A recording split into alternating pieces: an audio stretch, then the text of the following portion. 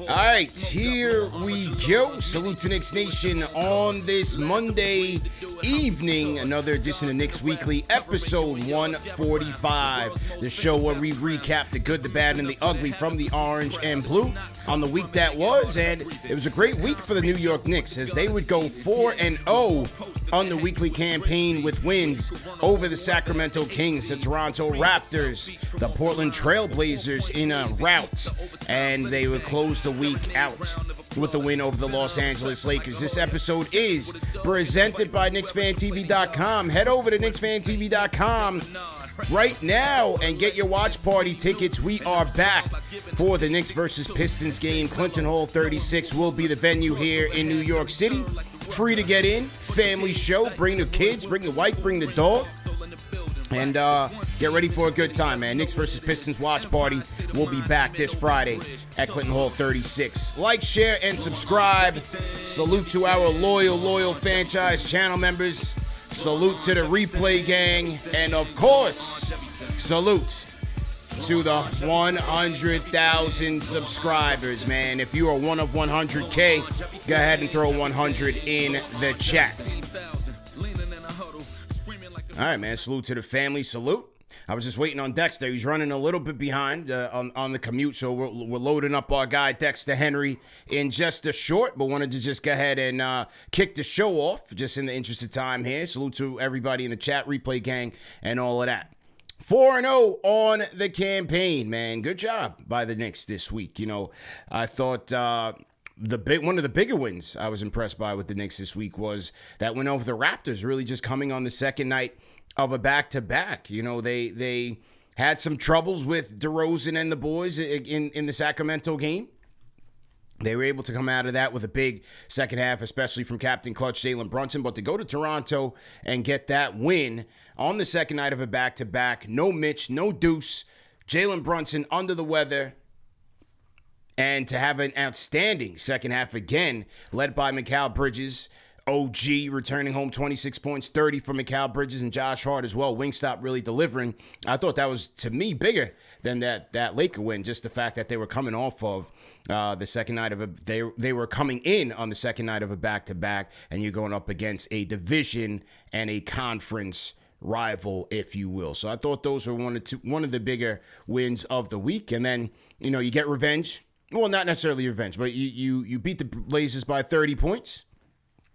And then you ruin LeBron's homecoming to Madison Square Garden. So good week. I'm bringing my guy in here now, man. He is the host of New York Got Game, as well as many other media properties. Man wears a million hats and does a great job doing it, man. Our guy Dexter Henry, New York Post Sports in the building.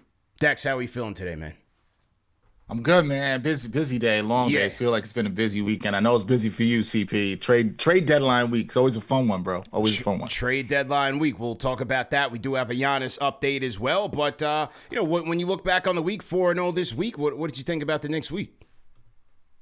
It was good, man. I mean, I think the thing that sticks out to me, CP, is the defense. The defense jumps off the board. You know, in this 6-game winning streak, the defense has been really good. They've been, holding opponents to about 95 points a game. You know, 95 points per 100 possessions. Let me just change that. 95 points per 100 possessions. And that's really impressive. They've been the best defense in the league in that time. Now, do I think the Knicks are the best defense in the league? No, but I think it shows what I've been saying since the start of the year. It's like they can be a top 10 defense. Now, they've made some tactical adjustments. They're forcing guys more to the baseline, which is how most defenses play. And that's been really helpful for them. So I think you're starting to see guys more comfortable, bought in, the accountability. I think that's the thing I like. And it's showing you it can win in different ways. And guys are winning in different ways. You look at last night against the Lakers.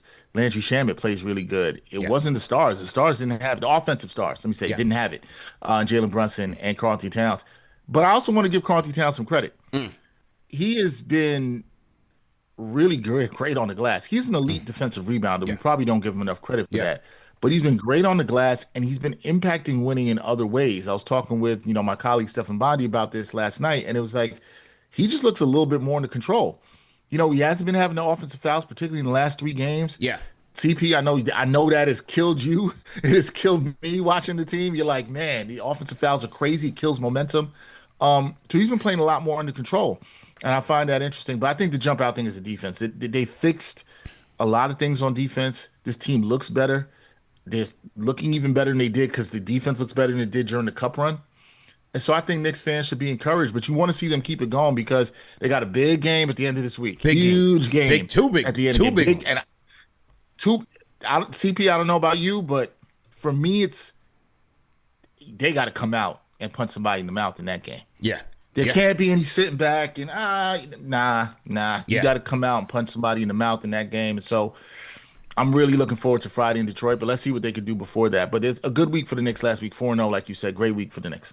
Supporting cast was a big theme this week, as you said. I talked about Wingstop coming up big in Toronto, especially when you had no Mitch, you had no Deuce, you had two of your better defenders on the sidelines there, and then Jalen Brunson wasn't feeling well in that game. So to have Mikal 30 points, coming out after he had been struggling for a little bit, and then OG continuing his hot streak, and Josh Hart as well, those guys really stepped up. Laker game, it was OG, it was Landry Shamet to kind of help out when, Brunson and Towns were kind of getting off to kind of slower starts. But then, good job by Jalen Brunson to get those 13 assists. So you're seeing a full squad contribution this week, which was really, really good to see and really a way for them to show off their depth.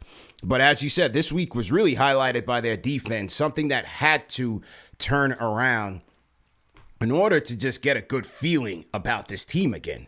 Because on that last 11-game stretch, when they go 2-9, they were 26 in defense, 29th in opponents' three-point percentage. And over these last 5 games and these last 4 last week, they're number 1 in defense, 5th in opponents' field goal percentage, and 5th in turnover percentage. I thought that was really good, man, especially on the turnover side. Especially that's where I was about to go. That's where I was going to go. This is not a Knicks team all season that's forced a lot of turnovers. So the fact that they're up to 5th in that, the biggest guy behind that is OG. OG's been tremendous with the steals. 3 steals again last night against the Lakers. Yeah. We saw the 6-steal game in Toronto. He's just been a demon on defense. And it's the thing is, CP, everybody looks engaged again, not just OG. Everybody looks engaged. Even Brunson. Brunson's defense has been better. The way he's fighting over screens, there was a talk about that team meeting or whether it was not a team meeting, but there was a talk. They talked. For sure. Yeah. They talked. And I could tell people that for sure. They absolutely talked. And there was a lot of accountability in that meeting talk, whatever you want to say. And I think a big part of it was holding people on defense. I think another part of it was that I heard was talking about cat and offensive fouls and how that stuff kills momentum. So, look, when you're able to turn over, we hear it all the time. Defense could turn into offense, but it's infectious. Yeah, it's infectious, and everybody starts playing better. Everybody's knowing their assignment. But we really got to credit Landry Shamet too. And I think people are going to focus on the threes, but the way this guy, Mike Brown, has talked about it all year, the way he gets up, in guys defensively, he's playing on the point of attack. He's one of the better point of attack defenders on the team. He's been tremendous, man. The effort that he gives, he plays like his check depends on it. And I think that energy is also infectious, and everybody stepped up. Mikal Bridges, he did not have a good shooting night. Was he 3 of 10, 3 of 11 last night? But I thought he played really good. He was really good defensively. And, I thought the Knicks were just overall good defensively. But you're right. I think the turnover is the biggest highlight to me because that is generating easier buckets from them that they're able to turn into transition buckets. And I think that's just key for this offense to be cruising. And everybody starts feeling good when you start getting some turnovers and some stops. They need that. That has to be a staple for their team to be a good defense. And it's working because, look, the shots aren't always going to be falling every night. They have to be able to lean on their defense to get those easy transition buckets because there are certain guys that excel in that regard. It's OG, it's Mikal, Wingstop. Those guys, when those guys are able to generate those turnovers, and then you can get it to Hart, who is I call him the secondary playmaker. He's the other point guard on this team that's able to push that pace and play faster when Jalen Brunson can't. that just makes this team so multidimensional and, quite frankly, dangerous. So they have to be able to lean on that. And it was interesting to hear that they did make that adjustment with the defense to primarily play a no-middles defense and forcing guys along the sidelines and using the sidelines as an extra defender, which was a Tibbs-style defense. Yes. I would love for Steph or Ian to ask Mike Brown, why did they go away from that? And you know, look, they're 31-18 right now, so they're about 50 games in. I'm kind of surprised that they went away from their defense the last year, and now they're going back to it to make it more simple. As Mike Brown says, it allows guys to be a lot more aggressive, to understand where the help is coming from. That helps Jalen a lot more. I just find it fascinating that they went away from that. You know, it's funny. I mean, I'm not at every press conference. I'm in pretty much all the home game Mike Brown press conferences. Yeah. And nobody asked him that last night. There was a question about the defense. And it's funny, I haven't heard the question asked yet. And I think it's a good question, CP. Now, part of it might be Mike Brown, you know, you want to bring in your own system. You got to give Mike Brown some credit, though, for going back. Sometimes coaches are stubborn. People in general can be stubborn and say, no, this is my way. This is the way it's supposed to go, right? I'm not going to adapt to the players here. But he's doing that. And the players are more comfortable with that, and you're seeing the results of it. I think that's been the thing I've enjoyed watching about Mike Brown this season is the adaptability that he's had, the malleability that he's had. And I think that's a big difference between him and Tibbs that sometimes you can't quantify it until you see the changes. It's like I've been saying, I think him playing younger guys at times this season has mattered. Yeah. And I think it will matter down the road. I think him making the switch matters. He seems to listen to his players. I think that's a good thing. Because he could have been stubborn, like, yo, we're not going back to this old system. But right. I do think it's a fair question to be like, hey, you saw this defense work for this team in the past. Why did you change it? And then also, what made you? Well, I mean, the answer is it wasn't working, right? That is the answer. It wasn't working here. But I just do think the malleability matters here, man. Like that he should get credit for that. Because you know what? And CP, I don't know where you were on this. But there was so much criticism of him during that 2-9 stretch. Yeah. And I kept saying, this isn't a coaching thing. This is either a personnel thing. And what I meant by that was players have agency. Players have to figure this out. It's on the players. Now, the players had the meeting and it looks good right now. And we hope it continues to look good. Yeah. But you also got to give a coach saying that, hey, this is not working for my players. All right, let me tweak this. Let me switch this up a little bit. And because not every coach is going to do that. And I think he does deserve some credit. I agree with you wholeheartedly. But that's also what the regular season is for, isn't it? To work through the kinks. And so that's just why, man, I just felt like it was so fascinating to see the sky is falling takes in that 2-9 run. And I'm just like, yo, they're still in the midst of the dog days of the season. We've literally just started. They've got 2 more months to figure this thing out.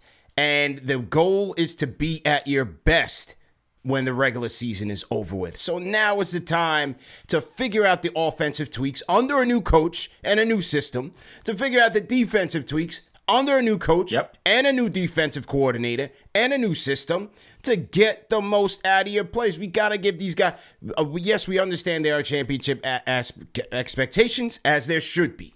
But there also is a reality that you have to give these guys a little bit of time to adjust. And the funny thing is that here we were last week on the doom and gloom. They're not going to do this. They're not going to do that. And where are they at right now? Right where they left off. Second place in the East. Second place in the East, bro. Look, man, we've been watching, you and I both, and I know some other fans out there, we're watching basketball for a long time. I say this to people in a lot of sports, unless it's football. You can't panic. You can't go. The Knicks had a bad month. The Knicks had a bad month and they were 1 game under 500. That was a bad month for the Knicks. Like they were 7-8 last month, right? You got to let this stuff play out. And I love what you said there, CP. I've always pushed back on the notion that the regular season doesn't matter. I think it's a ridiculous statement that people make. I borderline think it's stupid. The regular season matters. You're supposed to use the regular season, like you said, to experiment, to figure these things out. The goal is not to peak in February and January. Right, right. The goal is to be peaking towards the middle of April. As you go into playoffs, you're feeling confident about what you're doing. You've seen different situations. You've learned how to win in different ways. I think wins like, I thought Toronto was one of the best wins of the year. I think there's a bunch of the best wins of the year recently. Yeah. I thought Philly on the road Philly was good. Absolutely. Yeah. It's the best road win of the year. You could argue the Toronto one too. The thing I always think and say about this CP is you got to find different ways to win, right? You have to learn how to win in different ways. You got to learn how to win last night against the Lakers when Brunson and Cat don't have it. They figured it out. That's massive. You know what the confidence does to a Landry Shamet? I know he only had one bucket. Mo Diawara, what it does for them in those games to make plays, right? And they haven't even had Deuce. Deuce is going to miss the game tomorrow. He's going to miss his first straight game. Yeah. So this stuff matters a ton. The time matters. The experience matters. The situations matter. So, it's why you got to pump the brakes, and you got to enjoy the ride, man. Like, this is a good team. Ride, man. Were they as good as when we saw them in December? Maybe, maybe not. Do I think they're as bad as the 2-9 stretch in January? Right. I don't. Do I think they can be better than they were in December? I do. Because I think this stretch combined with the previous stretch before is showing you that. But they got some questions to answer. They still got some teams they need to show out there and beat. They got to show out against Detroit on Friday, and we'll see. And Jaylen Brown's going to be ready for them again. They need the revenge. This big week Sunday, ahead. Too. I forgot about Sunday. Super Bowl Sunday. Super Bowl Sunday against the Celtics. So that's going to be a big matchup. Salute to everybody in the chat once again. CP the Fanchise, Dexter Henry, we cooking on this edition of Knicks Weekly, episode 145. Once again, salute to everybody watching worldwide, wherever you guys at, man. We appreciate you guys for tapping in. Knicks go 4-0 on the week, and we are recapping the week that was. And speaking of a great week, let's talk about the dog, man. OG Anunoby, 22.5 points, 62.5% shooting from the field, 50 from three, 2.8 steals, a plus 78 on the week, Dex. We got to talk about the dog, man. He is stepping up, and he has been absolutely locked in and ferocious. Went home to T-Dot, 26 points against his old home team. Against the Lakers, he chipped in with, what was OG's number against the Lakers here? I'm just pulling it up. 25. I think he had 25. Mm-hmm. 25 against the Lakers. I mean, he's continuing to mix it up on all three levels, man, and he looks fantastic right now. Yeah, and there's some times where he gets the ball inside and he just is yamming it home or driving aggressively, leaking out on plays, shooting the three ball well. He's doing everything right now. I mean, this is the thing with OG. There's nights where you're like, man, he's the third best player on this team.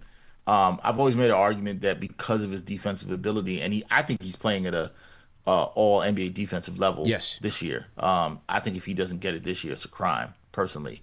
But the way he plays, the way he's playing, especially right now, is just it's a crazy level. He's had 3 straight games of 20+ points. So is Josh Hart. Yeah.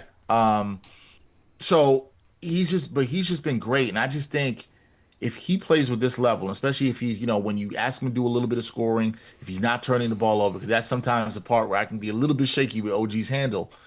If he's taking care of the ball and playing smart and making quick decisions, he looks really good. I got to give a shout out to my man EJ Stewart, shout out from EJ. WFAN, who said he's like 65% Kawhi, right? Yeah, he's like, that's right, what he looks like sometimes, right? Like a mini Kawhi, right? He's like 65%, but there's times when you look at his talent and the way he's playing the stretch right now, you're like, oh, he's at like 85% of what you see from Kawhi. Not saying that he's Kawhi, but I think you get the point. And I just think if he's playing at that level, whether it's him or it's Mikal as that third best player, if he's playing like this in the playoffs, Knicks are going to be tough, very, very, very, very tough to beat. If he's giving you this on offense and defense, Knicks are going to be tough to beat. Just got to hope for health and his consistency because, sometimes in the playoffs, he has a tendency to kind of disappear.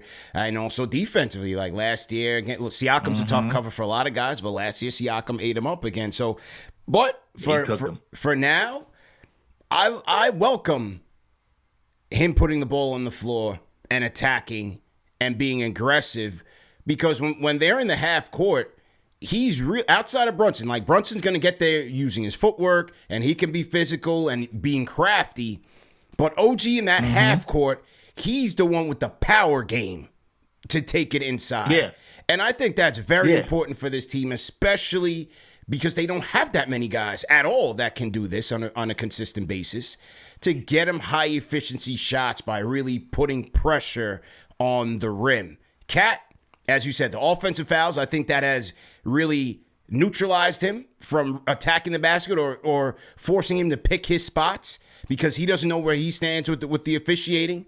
Hart, to me, he's more of that transition put the pressure on the rim versus half court. Yeah, half court, he's going to shoot his threes. He might pull up into a mid-range, but OG's the guy in that half court that when they swing it to him and the defense is closing out on him, he's ripping and running to the rim. And I love it. Like you said, the handles are shaky, but I'm taking it right now because, number one, he's converting at a high clip, and he's super strong, man.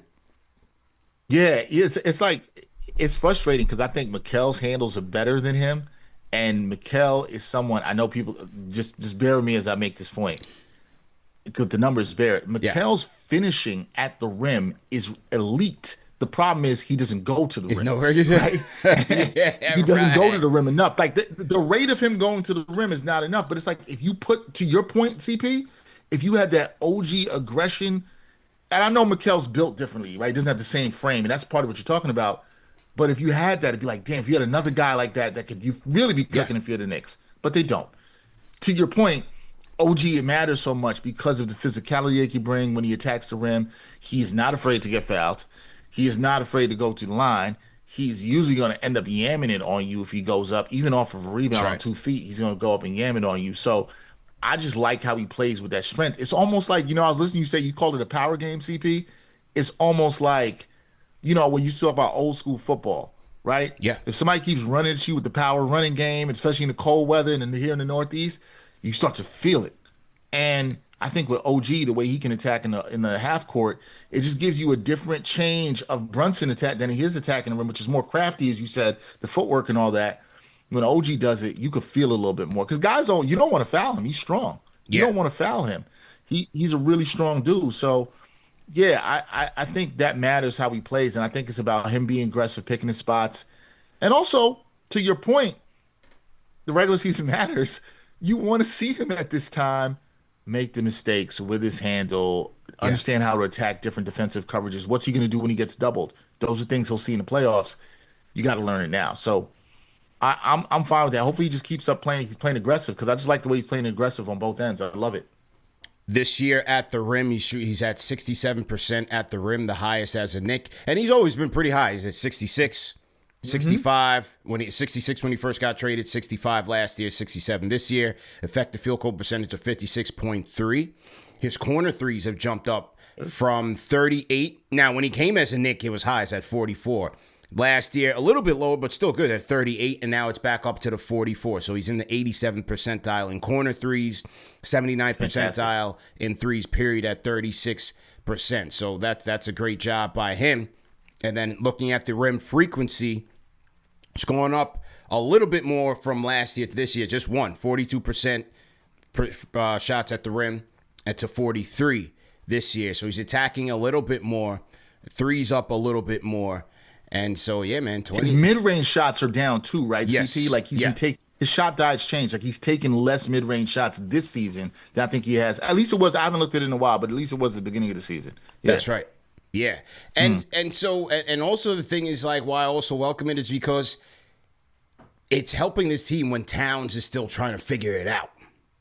When Towns is still trying to figure it out, and Mikal's is going to be inconsistent. He's going to go for his 15 a night, and then he'll have that 30, and then he'll come back down to about 12, 13, just be one of the guys, and then other nights he'll go crazy. But with OG, he's been consistent for the most part, and that helps when Cat's trying to figure it out, or he's not available for this team, and when Mikal is kind of plays that, supporting cast role. You need an alpha dog, and OG's been stepping up that way, man. Yeah, he has. And for me, I'm not trying to jump it over to Mikal real quick, but for me, with Mikal, if he's, he had the 30 piece the other night, and then, the last couple nights he's been really quiet. But if he plays defense the way he played last night and the other couple nights, and other guys, you're fine with that. Yeah. I think you'll be fine with that. And there's going to be times you're going to need him, and you're going to need more out of him. And he shot the three ball poorly last night, where he was 0 6 from downtown. Yeah, you'd like to see a little bit more. I know Mikal. I don't want to kill Mikal because he did have one good drive in that game. He had that dunk that shocked me. I was at the Garden. I was like, oh shoot. Yeah. He actually drove all the way to the basket. Anytime he drives all the way to the basket, I'm stunned now. Just like when he challenged Embiid a couple Saturdays ago. So anytime he does that, I'm shocked. But I think I got to give him credit too, because the level of defense he's been playing has actually been really impressive. And if he gives that, I think the Knicks will be fine. You'd like a little bit more, but I'm kind of with you. We know who he is right now. And at this point, I'm just like, can you give us 15 to 18 and play some solid defense? That'll be fine. We'll see. Absolutely, man. Let's talk trades here, Dex. Obviously, the Giannis trade is the one that's on everybody's sites. And not expecting the Knicks to be players here, but I don't know. This Golden State stuff is kind of heating up, man. Again, it looks like, according to some reports, if it does go down before Thursday's or by Thursday's trade deadline, some think that it could be Golden State. And this is according to Brett Siegel. Says the Bucks are fascinated with the idea of acquiring all of the Warriors' first-round picks and have yet to decline the Warriors' trade offer. Shams came out today saying that the Bucks have fielded all of the offers from the Knicks, the Warriors, the Timberwolves, who are also in hot pursuit here, and the Miami Heat, and they have submitted counter offers. What do you make of all this? I thought it was very interesting that the Knicks and Timberwolves, which they had to, I'd love to know what that Knicks offer was, but the Knicks and Timberwolves, who don't have as much assets as the Heat and the Warriors, are in this. I find it fascinating. I've wondered about this, and I was talking to somebody today who covers stuff around the NBA, and I wonder how much of this is the Bucks gathering as much information as they can for this period. Because I'm going to say this. I don't think Giannis is getting moved by Thursday. I don't think so. I could be wrong. You don't think so either? Okay. I don't think so either. I don't think he's getting moved by Thursday. Let me be very clear on that. Right. I do think he's eventually getting moved. Yeah. I do. Yeah. And I think it happens at the draft. But I think what the Bucks are doing, and I think they're doing their due diligence, is saying, okay, what do we know about teams like the Knicks and what they could offer? We know the Knicks are limited. They don't have a lot of draft capital, but that changes at the draft. They have a little bit more. Who's interested? Who can we use as a facilitator? How can we move? I think this is gathering information time. Me too. Look, it's also trade season. I also call lying season. Everybody's lying and putting information out there, misdirection. And so, believe half of what you see, none of what you hear, and all that good stuff. I'd be stunned. But the Knicks, listen, what I take from that is the Knicks are doing their due diligence, as they should be. Yeah. They should be kicking down the door, seeing what it takes, seeing where they are from the last time they talked in the summer. All these teams should be doing that.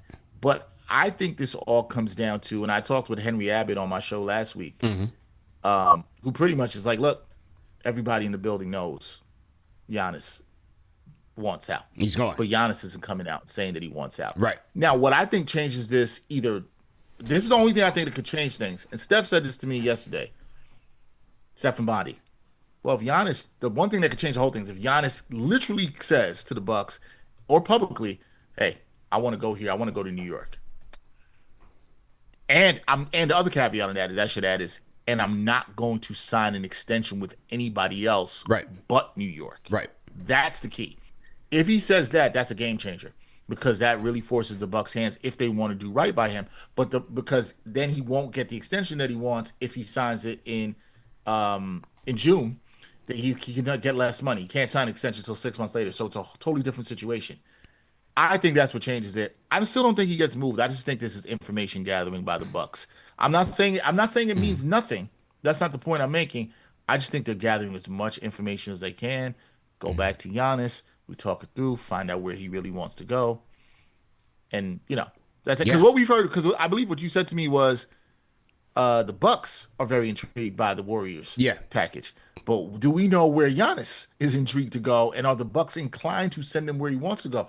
We saw Damian Lillard not end up where he wanted to go. He wanted to go to Miami. He ended up in Milwaukee. You're right. Right. I just don't know.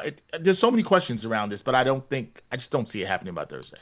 So a couple things from where I stand on this. For one, I don't see the Knicks making that splash now. I just don't see it. Them breaking up the team right now. In the summer, it could definitely change, and rightfully so. They should evaluate where they stand, where they are, and how far they are from getting to the promised land. So that's why I don't think that they would take the risk of breaking this team up, because that's what you're doing. You're breaking this team up. I do find it fascinating that clearly they already have a third or fourth team. The Knicks have a framework to get this done, because it can't be a one-for-one deal here. No. So they clearly have their third or their fourth option team to reroute either Mikal or OG. Hopefully it's Mikal if this is the case. And so I think that's interesting that they have that there. But the whole New York or nowhere thing, to me, if we're headed towards a trade deadline now, and these guys continue to say that Minnesota's in the mix, the Warriors in the mix, the Miami Heat's in the mix, then New York or nowhere is out the window. And if that's the case, then I don't think the Knicks have a shot at this, because I think all three of those other teams can present a package of ready-made players, young talent, draft capital that will be better than the Knicks offer. But Giannis holds the cards. You think Minnesota's offer could be better than the Knicks?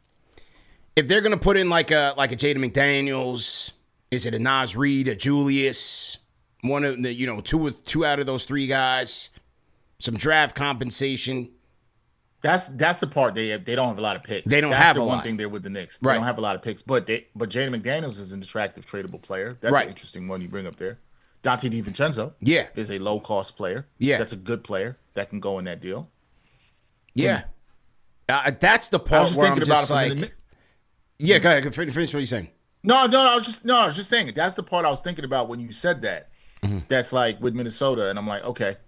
They do have some, I will say, friendlier contracts than the Knicks do to trade. Yeah. To make it easier. I will say that. They don't have the picks. Their pick situation's not good either. Rob Dillingham's another young player, but he's not even able to crack the rotation right now. Yeah. They're down on him in Minnesota, so that's interesting. The Knicks, you're right, they might be fourth in that. Look, here's the thing, CP. Mm-hmm. What you're saying is it's a long shot right now. Yeah. And I agree with you. Yeah. Especially even if he said, because this is the thing I think fans got to think about. If you're the Bucks, and Giannis still says what I just said, I want to go to New York. I'm not signing an extension at any place else. Okay, cool. Now, what are you taking? If you're going to just take anything? If you're the Bucks, it will be irresponsible for them as a franchise. You have to try to get the best return you can for Giannis. CP is 100% right. The only way this is going to happen for the Knicks right now, not June, right now, is going to be in a 3-team deal. Yes. Even then, and I tried to cook up some recently. It's very complicated. It's very, very complicated. You can get it done, and there's some good ideas you might be able to float out there. Trust me, I've sat with this. It's complicated. I think for Thursday, the Knicks are absolute long shot. I think coming to draft, they're better than a long shot. They still can have other teams that could beat their offer, but they're just in a better position. If Giannis says New York or nowhere, they're in a much better position in late June than they are right now. That's right. And then they would have the pick, which is why, like, if it truly is New York or nowhere, I could see the Bucks saying, all right, well, then we'll just wait till the draft when they open up that 33 pick and probably 26 and go from there. You know? And if if you're the Knicks, I mean, so much depends on what happens this season. So it's a long way from now. If you're the Knicks, you're going to have to think about it depending on what happens this season. That's right. So fascinating stuff. I don't want to see them break up the team. I already said it. If OG goes, so do I. I might have to start. Wait, you said this? You're not going nowhere. I ain't going nowhere. It's like Wolf of Wall Street. I ain't leaving. But, come on, man. We just talked about the dog, man. I mean, he's absolutely cooking right now. Elite two-way player. Like you said, defensive, all defense. He better be on that list this year. And he's just, he's just been a marvel, man. And one of the things I'm encouraged about is There was a big knock on Jaylen Brown for a good chunk of his career about his handles, and that kind of impeding his ability from truly taking a jump. Hey, maybe with OG, maybe he gets a little bit better in the offseason. Maybe if he improves that, then as EJ said, he's 60% Kawhi. Hey, he could get to 75 because, Kawhi's a mid-range killer. But maybe he can get to 75. I'm holding out hope, man. If those handles improve. No, that's not illogical. I think sometimes we forget guys can get better. Jaylen Brown's a great example of that. You don't hear anybody talking about his handles, especially the way he's been balling this year.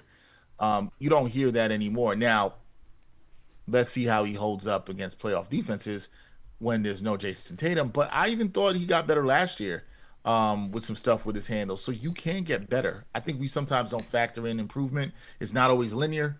But you can get better. And listen, I hear you. You're president of the OG fan club. Absolutely. And I'm like you. I think OG's a winning player.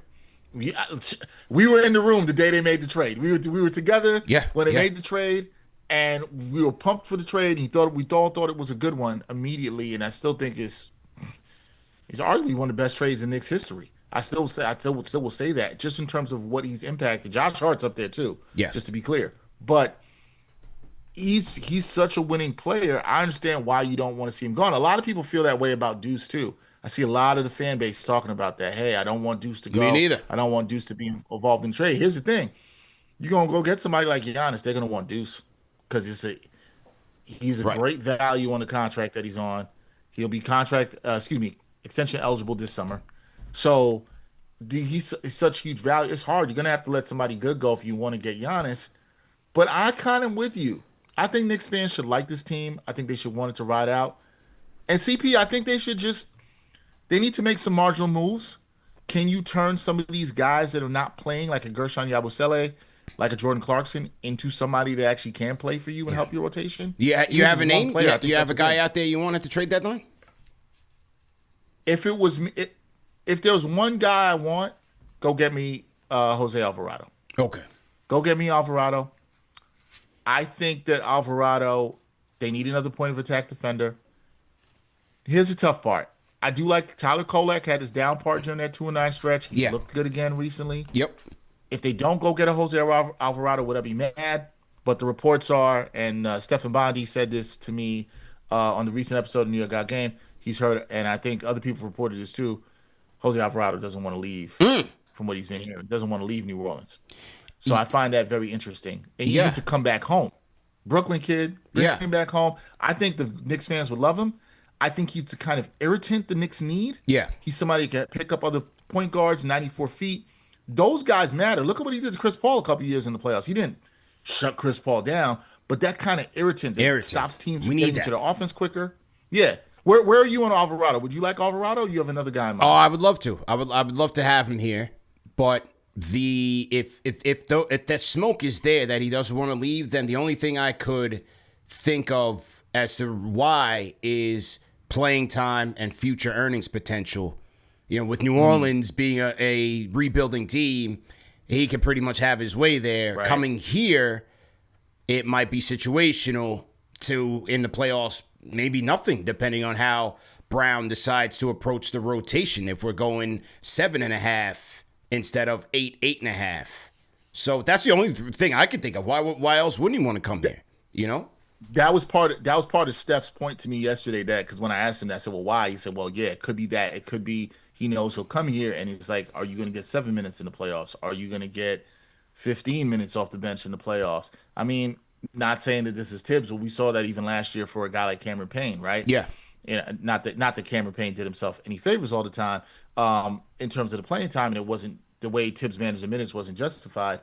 But you're right. There's that unpredictability where he knows right now in the Big Easy, he knows like, okay, I'm going to get 20 off the bench. It's a rebuilding team. Even if I'm a backup guard, they'll need me. I'm playing these minutes behind Jeremiah Fears.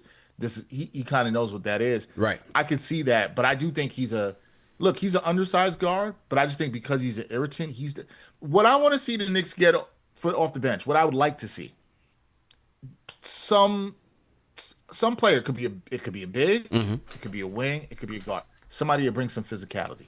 We need Keep it up. a little bit of oomph. You feel what I'm saying? Yeah, Like they yeah. need a little bit of that, I think, infused into the team. It's just a little change of pace. Somebody's going to rough it up. I just think they need a little bit of that. And I think Alvarado's a tough-nosed player that fits this city, that fits, I think, what the fans like, that understands the city. But if he doesn't want to come, I don't know, man. Like, I've heard talking to Steph, too, Najee Marshall, Yeah. that price is going to be too high for the Too Knicks. high. Too high. Too high of Yeah. a price for the Knicks. Sadiq Bey was interesting, but Steph told me he hadn't heard anything there. Trying to think of what some other name. Well, here's an interesting one that Steph brought up in the episode. He said he had heard some chatter around Ayo Dosunmu of the Bulls. But how are they gonna now assume him? He seems pricey. He's pricey, but that's what he thinks what the holdup has been. There's been interest, but it could be a little bit pricey because I don't think that's. I think the Bulls know they could fetch more from him on the open market. I think he's a player who absolutely could be moved. I understand why the Knicks are interested. He profiles for what they want. He's got a little more size than Alvarado, but he makes a little bit more money, and they're going to want back someone like a Deuce. Are you going to do that for Dosunmu? Nah, I wouldn't. Yeah. I wouldn't either. I feel like he is lose that Deuce. shooting. I feel like he is Deuce. With a little bit of a better handle and penetration, but not as good a 3-point shooter. Yeah. Deuce is comfortable here, man. Like I wouldn't. That's what I'm saying. I don't want to change up the chemistry like that. Deuce is coming different this year. I like how he's approaching things. You could see the maturation in his game, and he understands the atmosphere, the expectations, and the pressure. I want Deuce here, man. Healthy. I'm trying to think of some other names that we went through. Healthy. I think it's the injuries have kind of setting him back a little bit. So I'm trying to think of some other names you mentioned in the episode yesterday. Yves Missi. Steph said to me, there have been talks around that, but too pricey. They're going to want a first rounder back. They just drafted this guy first round. He's second 21. team all-rookie. 21. Would I see the long-term play as an insurance policy for Mitch? Yes. If you decide to move, I see what they're thinking in that regard, and I like Missi, but I don't think the Knicks like the big question with that is, and this is what Steph threw back at me. He said, "Hey, would you give up the Washington first rounder for Missi, which is going to convey to 2 seconds? We know that, but they're going to be 2 good second picks, high seconds, yeah, right. Which, if you're a Knicks fan and you've seen what they've done with players like Deuce McBride, with Mitchell Robinson, you know those are still valuable. I don't like to act like seconds are just something to throw away. High seconds. So that sounds like it's out. I'm trying to think if there was another player we spoke about. I think overall I didn't ask him about. I think they're in a tricky spot. Good. Justin Champagnie. I liked him. I like that name. I like him. Probably going to cost you. Maybe you'll get the Wizards 2 second rounders, low second rounders. Jan Bice, he went to my alma mater, Pitt. Yeah, he's a good scrapper, tough nosed guy, a good rebounder. He can give you a little bit of toughness too. Very good rebounder for a size of 6'7". Can hit the 3 occasionally. I think he's a guy coming off the bench and fill what you need. It might be low cost. I don't think it would be a bad move. I didn't bring that up to Steph. I didn't check in on his name. I will try to do that in the next couple of days to see. But yeah. Let me also throw a couple other ones at you. I didn't bring this up either, but Steph had brought up a mock trade, a trade a couple weeks ago. It was discussions around maybe Cat for Drew Holiday. Yeah. Jeremy Grant. Yeah. What are your thoughts on that? No chance. You wouldn't do it. I wouldn't do it. I wouldn't do it. I wouldn't do it either. Not doing it. I wouldn't do it either. Can't do it. I think what I will say is I think there could have been things may have been talked about, but I don't think that anything real was discussed there. I look at that trade as going backwards and closing the window. I don't like it. They can help. They'll help this team defensively. Holidays, decision-making veteran, all of that. Contract is crazy, and he's on the other side of being 35. washed. Yeah. I wouldn't sell low on Towns, man. I don't think that's a wise move for them to do, man. I'm inclined. There was another guy I mentioned I thought about. Nick Richards. Yes, absolutely. Low-cost center if you want. Knicks had some interest in him a couple years Yeah. ago. The only thing Steph told me was he hasn't heard any new talks Okay. about his name coming up. But he did say the interest, we know the interest was there before. Yeah. He had reported on that interest a couple years ago, but nothing as of late. So those are some names. But I guess what we're all getting around here, CP, is it's not a great market, No. right? Like for the things you want for the Knicks. So I'm just curious from your perspective, if they keep this team exactly the same on Thursday, how you feeling? Fine. Feeling fine. Okay. I'm feeling fine. Good. It's not a great market for one because of who's available, but also because they don't have a lot of chips to deal with anymore. They're running low, man. They're running low. And the Yabusele thing, it's not as attractive to other teams because he does have the player option for next year, and he's been terrible with this team. You're not giving any GM any type of incentive to take on Yabusele without attaching a pick to it. You're begging teams right now to take him off your hands because he's been that bad. It's been a bad fit. It was an absolute terrible fit. And so they're in a tricky spot. They really don't, they don't have much leverage when it comes to trading this guy. So that's why when you're like, what do you think about this guy? I'm like, anybody, literally. If you're a guard, a wing, a big, anybody at this point, the floor, the floor, we are all the way on the bottom right now. So it's like, listen, That's man, why. yeah. That's why I think like Justin Champagnie is like a realistic option. I would do know that. That's not gonna. I don't know how people feel in the chat. I know it's not one that is gonna make people go crazy. But I gotta give credit. Mensa from Knicks Film School had put that on. He mentioned the name to me on when he came on with me, and I said, "Well, that's not bad." Yeah. Like I like how you're thinking. And I've thought about it more, and I was like, "That's actually a reasonable trade." If you gave up 2 seconds, the Knicks have a bunch of seconds to give up. Would you lose sleep over that? No. And he's controllable. He's under contract for next year. Right. So you get a guy that's local. I forgot what he's making. It's like, I don't remember. It's under $5 million. It's not, it's low. It's very low. It might be just, yeah, I'll be fine with that. A guy who can get some minutes late in the season. You never know. You might need some depth. He can scrap. He can play physical. And he could be one of those guys. You have those guys that have been on perennial losers who don't really shine because of that. And maybe he comes here, he gets in a better structure around better players. And maybe his contributions become a bit more valuable for a team like this. So I welcome it. We need dogs. Thanos in the chat. We need dogs and enforcers. So I'm all for it, man. Absolutely all for it. Champagnie's a guy who's going to rebound for you. He's a really, like I said, he's undersized at 6'7". He's a really good rebounder. He can defend a little on the wing. He can hit the three. Nothing sexy about his game, but he can give you some of that, what I've talked about, some of that physicality that's needed off the bench. Yeah. I think he's a good guy that could play with that second unit. And again, I think he'd be very low cost. There's a world in which you could flip Dottier in a second for him, and I don't think there's a Knick fan here that'll be like, And he's still only what? Champagnie's what, 25, 26 years old? Brooklyn guy too? Yeah. Yeah. It's fine. I think the fact that Dottie is not playing at this point is a terrible sign for his future. I think it's over with, man. And I hate to cast off a kid's career early, but the fact that he doesn't even get situational minutes and he was your first round pick, it's a bad sign, bro. That means he's not giving you anything. What's crazy is CP, people in the organization were very high on him coming into camp last year. But I'll tell you, here's all you need to know, especially with Coach Brown.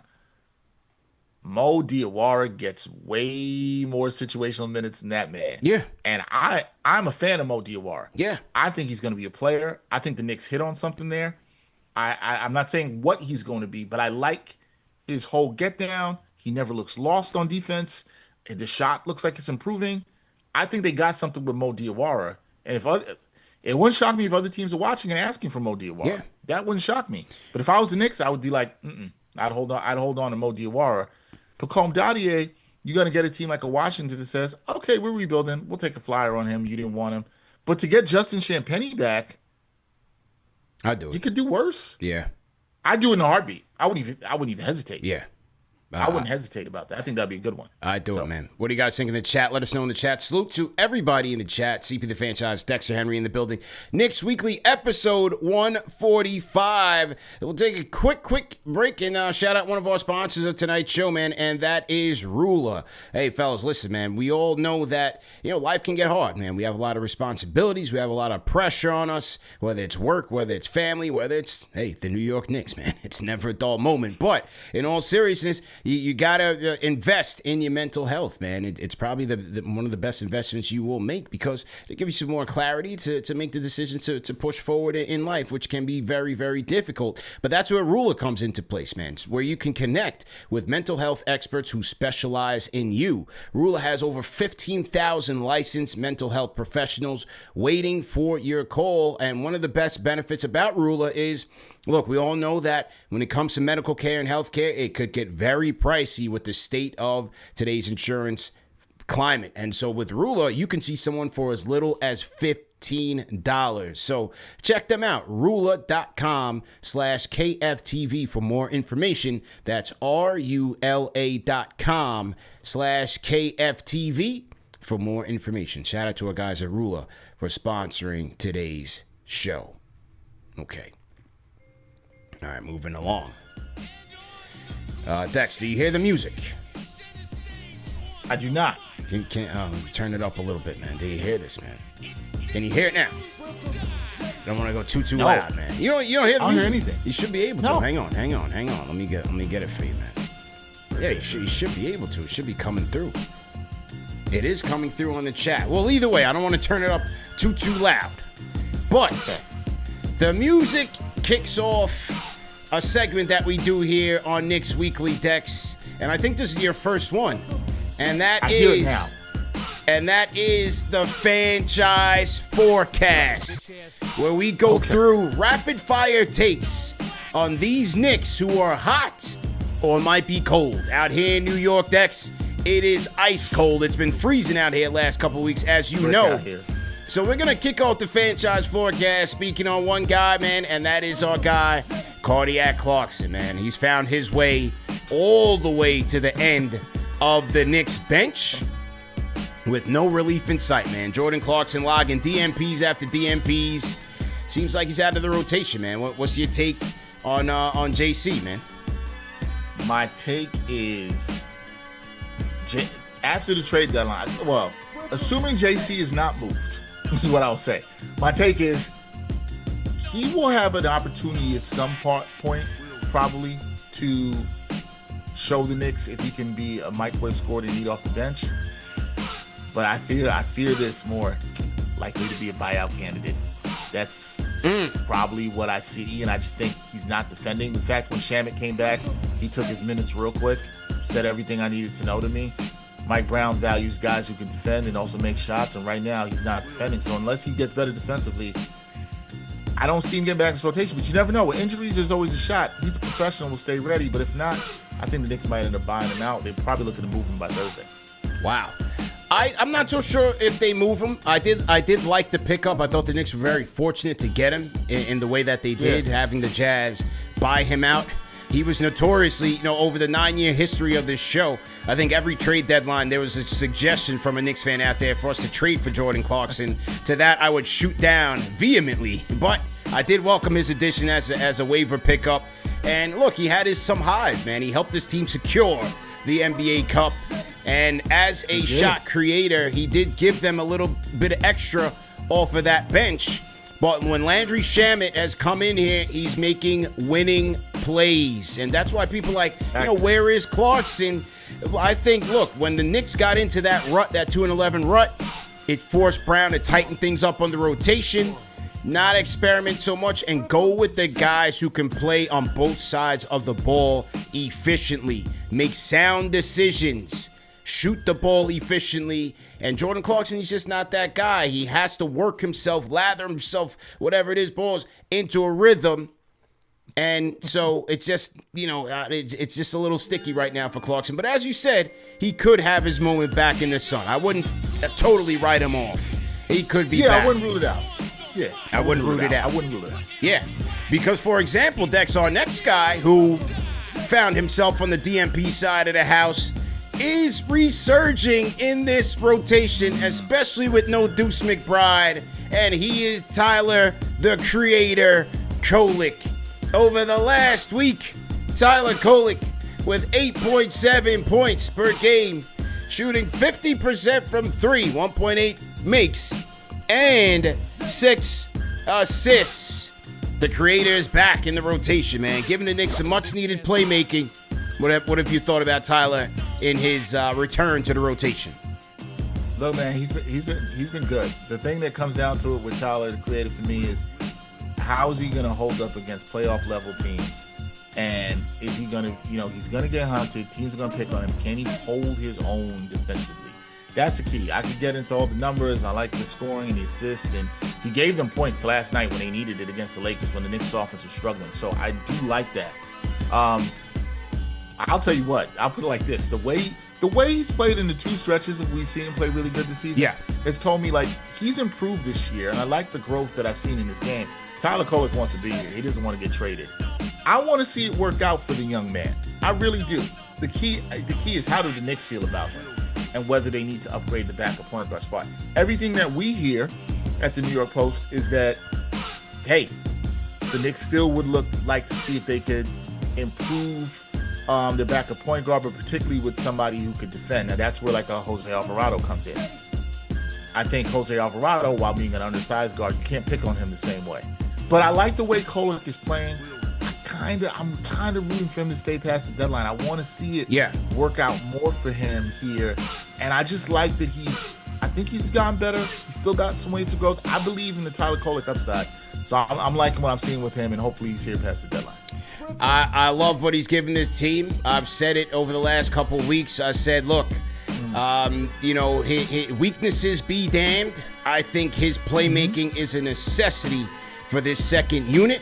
I was at the Laker game last night. I saw one possession where, he's cooking, he's flowing. I think this was in the 4th quarter or the 3rd quarter. And they had one where he passes the ball to Towns and he clears out. And I'm just watching them go from Towns to Hart to this guy to that guy. Ends up being a shot clock violation. I'm screaming to the top of the roof, give it back to Tyler Kolek. Because with the ball in his hands, he makes everything easier, man. And shout out to the Strickland. Knicks have a plus 14.85 net rating in 145 minutes with Tyler on the floor with no Brunson, no McBride, and no Clarkson. You even saw some Brunson and Tyler minutes in that game last night. Mike Brown putting 2 ball handlers out there. To me, his playmaking is a necessity. I'll live with the weaknesses if he can help this team with his playmaking. And I like that Mike Brown went back to that. Sorry to cut you off. No, I like Mike Brown went back to that because we hadn't seen that from him in weeks. We saw that a lot during the Cup run. We even saw lineups, which is crazy because he's out the rotation now. We saw lineups with Clarkson, Brunson, and Kolek at a time. Look, Kolek's elite skill is passing and playmaking. There's no doubt about it. He even had a play, I want to say it was in the 4th quarter last night. I was at the Garden. He almost lost the ball, got it back, drove baseline. 2 defenders collapsed on him. He actually beat his man. He could have went for up and under layup and kicked it out. I think it was to OG. Or it was Shamet. No, he found Shamet in the corner. Shamet 4-3. And it was just a great play by him off of a broken play. Heads up. You like that he's always looking to pass. He's getting a little bit more aggressive in the shot. Look, I was down on what I saw from him in Summer League. And you can't go too crazy about Summer League. But he's really improved his game and has really worked on it. And the guys on the team say that all the time. He's got good chemistry in finding bridges cutting. They're really good at that. I believe that you said necessity. That's a strong word here for Tyler Kolek. Necessity. I think it's a necessity, man. That's a strong word. Here's the key. Here's my thing for you, CP. Yeah. Right now, today, on February 2nd, do you trust him to play 12 to 15 minutes in the playoff? No. But this is why I want to see it. Fair. But this is why I want to see the regular season. I like the fact that I like the test last night against Marcus Smart. He's got to defend Marcus Smart. He's got to outsmart Marcus Smart. And he's got to figure out a way to get around Marcus Smart. That was a great matchup for me to watch, like the game within the game. And I thought he handled himself pretty well, man. Marcus Smart was pressing in the time. Yeah, they were. Picking him up full court. Yes, they were. And I remember seeing that. I remember a couple times he got, and I was like, man, I hope he doesn't get ripped or doesn't make a turnover. And he was fine. He held his own. So okay, so CP, you're in the place of being like, I like how Kolek is trending. On February 2nd, I'm not confident that he can still play 12 to 15 minutes in playoffs game. Right. But you're believing that it's possible that could change by the end of March or early April, and you might feel completely different. I'd like to see if this experience continues to toughen him up. He played a tough game last night, tough shot making, and made plays for his team. I just feel like that second unit without him, when they put in a Deuce, a Shamet, a Towns, and Hart, I think they're going to get stuck trying to get plays. I don't want Deuce on the ball. Deuce has to be as a shooter. Off the ball. That's where they're going to get into issues when they play tougher defenses, and that's where, to me, they can't go away from Tyler. But Tyler Kolek certainly heating back up. And last but not least, Dex, on the Fanchise Forecast, he is on fire, and his name is Landry Shamet. This week, 9 points per game, 40% from the field, but 43.5% from three. Since coming back from the injury, Landry Shamet is shooting 45% from three on practically 5 attempts, man. Giving the Knicks exactly what they need off that bench. Your thoughts on Landry Shamet, his week, and his overall impact on this team? He's been great, and who would have thought? I don't think any of us would have thought this, that a guy who was going to get the last roster spot, basically, right? Guaranteed roster spot, and signed a non-guaranteed deal, will be this impactful for this Knicks team. He has been that. CP, the last time I saw you in person, when it was at your watch party and it was a Miami game, we saw how he lit up the Heat in that game at the Garden, and he's been tremendous. And he's had, then he's come back from injury and has been just as impactful. It's amazing. I want to give credit to James Edwards III asked this question yesterday in the press conference, and James asked Mike Brown. He said, "Hey, this is a guy who we didn't think was going to make the team. When did you believe that this guy could be like this and part of this rotation in this way?" And Mike Brown answered and said, he was like, I thought it was kind of an interesting answer. He said, "I thought about this from when I interviewed for the job. I looked at what he did last year and was like, he can really help this team." And I was like, okay. Now, it's one thing to believe that. It's one thing for him to do. It's a great thing for the coach to empower him in doing it. And Landry Shamet's just been great. We're talking about a lot here tonight, CP? Players making winning plays. Players winning plays. Little things. Winning plays. And I think sometimes as a basketball loving community, we have to talk more about that, right? Like, just don't focus on all, they got to get to this stat and do this. It's sometimes the little things with Shamet. He's getting deflections. He's guarding guys. He's making them feel him, right? Like, he's an irritant. He's a presence. And because you can look at that shooting. The shooting's been great. But, to me, it's the defensive effort that he gives. That's what I'm most impressed with personally. Landry Shamet's been, for the value you're paying him, he's one of the best he's the eighth man. He's one of the best eighth men in the league. Like, he's been tremendous. And I don't think this was a guy I thought that could be in and out the rotation this year.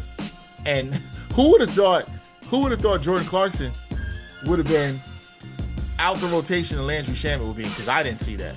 I didn't see it. Back in. We're giving the Knicks everything they need right now. Landry Shamet is on fire, ladies and gentlemen. And that concludes the Fanchise Forecast. Landry Shamet, Tyler Kolek, and Jordan Clarkson being featured on this week's edition. All right, there we go, man. I like the Fanchise Forecast. Fanchise Forecast, man. As I said, we're still waiting for our meteorologist board. We're going to jazz it up a little bit, green screen effects. I'm going to get my Al Roker on, throw the half suit on, and, you gotta, the telestrator and everything. Take me back to my weather reporting days. That's man. right. Like that. Yeah, so I'm going to lean on you for the guidance. There we go. Yeah, that's it. I got you. Yeah, that's it, man. Before we wrap, I got to get to this final one, and one that you were very much included on. Last night, Reggie's theatrics on the LeBron play, and this kid went viral. The viral Knicks fan go viral when Reggie's glazing LeBron. Oh my God, what a dunk! He's out of his seat, and you had the one New Yorker that's like, Reggie, what are you doing, man? Sit your ass down. You found him. I'm gonna play the clip, and then I want your reaction to it, man. Here we go. Out there, they've been trying to figure out what you said in that moment when you reacted to Reggie Miller's reaction to that LeBron dunk. So, I'm going to ask you, we want to know, what did you say? Might be a little vulgar, but I said, sit your ass down, bro. Wow. I'm not a fan of Reggie Miller. I don't think anybody is. Yeah, but no, no matter who was there, I would have probably definitely been a little disgusted, to be honest. But Reggie Miller definitely, added some salt to the wound of me telling him to, sit down. Internet sleuths have been out there. They've been trying to figure out. Yo, so first off, how did you find the guy? Shout out to that kid for getting his money's worth. How'd you find him? Yo, I got to give all the credit to my producer, Tommy Hogan, who hit me up this morning and was like, we were talking about it. He's like, yo, we got to find this guy. And he found him. He couldn't find him on Twitter. So he did some crazy internet sleuth and found him on the gram.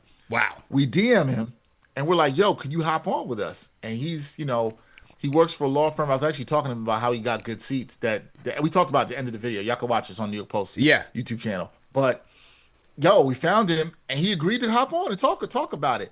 Here's what's interesting and he says it a little bit in the video. He was not aware of like how much this exploded. Like he had no idea this morning how viral this got, which is crazy. But here's the thing.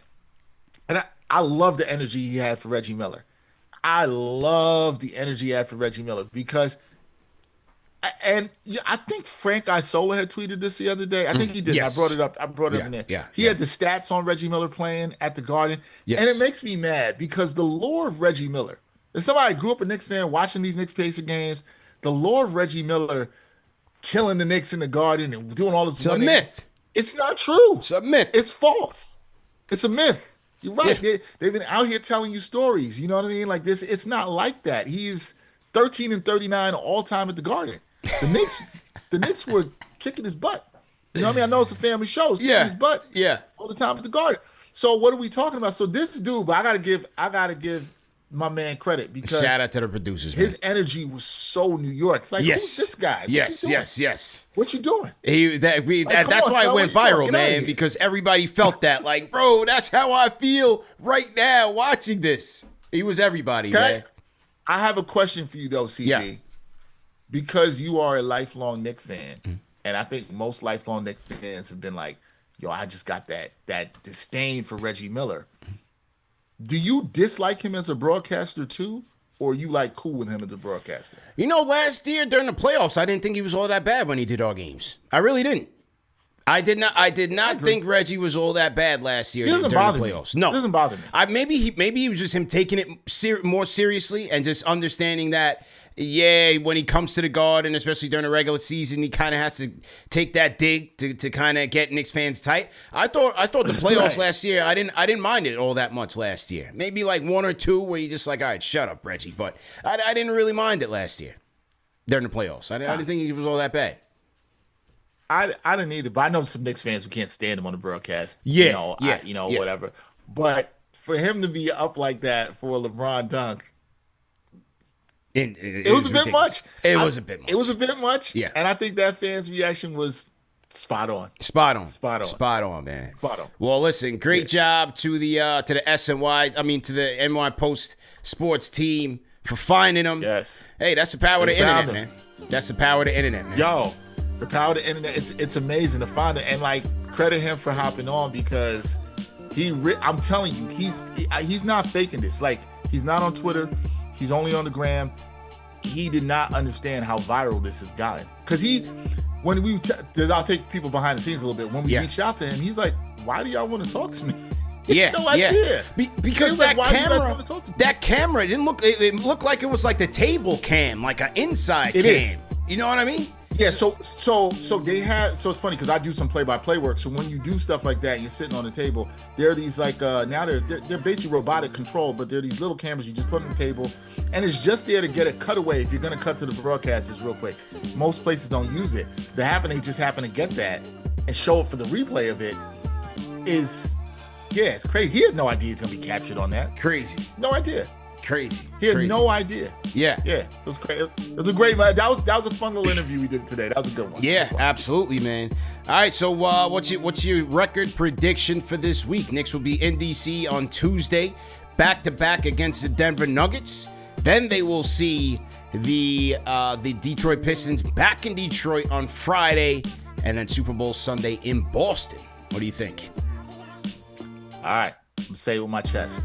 4-0. Let's go. The Knicks streak continues, going to 10. Let's go. 4-0. I just like the way this team is locked in right now.